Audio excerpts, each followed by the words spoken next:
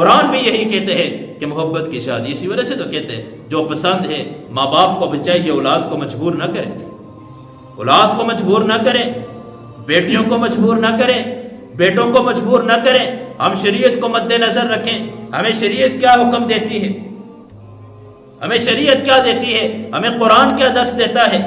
قرآن صاف الفاظ میں کہتا ہے ما طاب لکم من النساء، عورتوں میں سے جن سے محبت ہو، جو تمہیں پسند ہو، جو تمہاری چاہت ہو، جہاں تمہارا جی چاہے۔ ہاں صرف کف کو دیکھنا، برابری کو دیکھنا، کہیں ایسا نہ ہو بڑے خاندان کا لڑکا ہو کہ چھوٹے خاندان کی لڑکی سے شادی تو کر لے، ہو تو جائے گی، معاملہ کیا ہوگا کل کے دن، آپس میں جوڑ نہیں بیٹھے گا، یہ لڑکی مالدار ہے بہت، لڑکا بہت غریب ہے، شادی ہوگی، لڑکے کے گھر کے اندر آگی، کھانے پینے کے اخراجات برداشت نہ کر سکا، دن بہ دن آپس میں باتیں ہوتے ہوتے طلاق کی نوبت آئی، دونوں خاندانوں میں توڑ ہو گیا۔ تو اس سے اپنے آپ کو بچانے کے لیے ہاں علماء اور ہمارے اکابر اور ہمارے اسلاف اور جتنے بڑے تجربہ کار ہیں اور جتنے ہمارے بڑے ہیں بزرگ ہیں، اگر ان کی مان کے چلے میں تو اس کو بہتری ہے۔ اولاد کو چاہیے، بتا دیا کہ ماں باپ کی مرضی کے اوپر چلو گے کبھی بھی پریشان نہیں ہوگے۔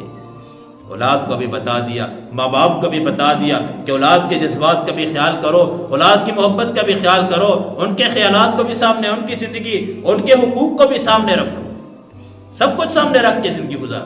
ہمیں تو شریعت سب کچھ دیتی ہے، ہم نے لوگوں کے سامنے کبھی بیان نہ ہم نے کیا، نہ لوگوں نے کبھی پوچھنے کی ہمت کی، نہ خود کبھی پڑھنے کا سوچا اس بارے میں کہ ہم بھی تو دیکھیں شریعت ہمیں کیا کہتی ہے۔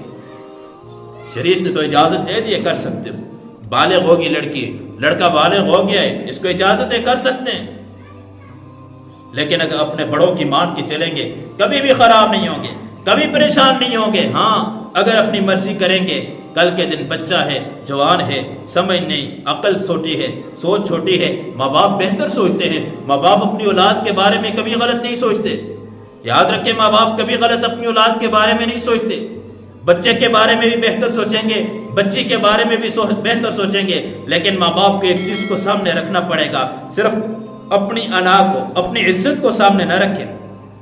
دیکھیں اگر میرا بیٹا عالم ہے تو اس کی میں بیوی کوئی جاہل تو لے کے نہیں آ رہا، میری بیٹی عالمہ ہے، میں کسی مالدار کو، دنیا کو دیکھ کے اپنی بیٹی کا رشتہ تو نہیں دے رہا، میں دین کو بھی دیکھوں، دنیاوی لیول میں بھی دیکھوں، دین میں بھی دیکھو۔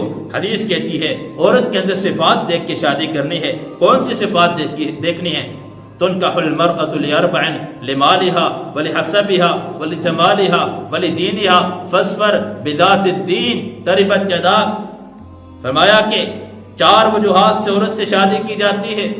تنکح المرأة لأربع، 4 وجوہات سے عورت سے شادی کی جاتی ہے۔ لمالها، یا تو اس کے مال کو دیکھا جاتا ہے، ولحسبها، یا حسب نسب دیکھا جاتا ہے، ولدینها، ولجمالها، یا اس کے جمال کو، خوبصورتی کو دیکھا جاتا ہے، ولدینها، یا دین کو دیکھا جاتا ہے۔ فاظفر بذات الدین، فرمایا دین کو ترجیح دو، دین کو ترجیح دو۔ مال ہے ختم ہو گیا، کیا غریب ہوگی تو نفرت کرو گے؟ غریب ہے چھوڑ دو گے؟ حسب نسب ہے، حسب نسب تو اللہ نے پہچان کے لیے بنایا ہے۔ اگر کوئی بہت اونچی قوم کا ہے کہ چھوٹے قوم والے کو تانا دے تو نہیں سکتا، یہ تو حسب نسب اللہ نے پہچان کے لیے بنایا ہے، یہ کوئی فخر کی چیز تو نہیں ہے۔ قیامت کے دن حسب نسب تو کام نہیں آئے گا، قیامت کے دن کام آنے والے وہ نیک اعمال ہوں گے۔ کہا ولی جمالہا، جو اکثر نوجوان دیکھتے ہیں خوبصورت ہونی چاہیے، کیا میری بیوی خوبصورت ہونی چاہیے؟ نہیں، چہرے کے حسن پہ غور کرتے ہیں، گود کے حسن کو، تربیت کو دیکھو، بچی کی تربیت کتنی ہوئی ہے۔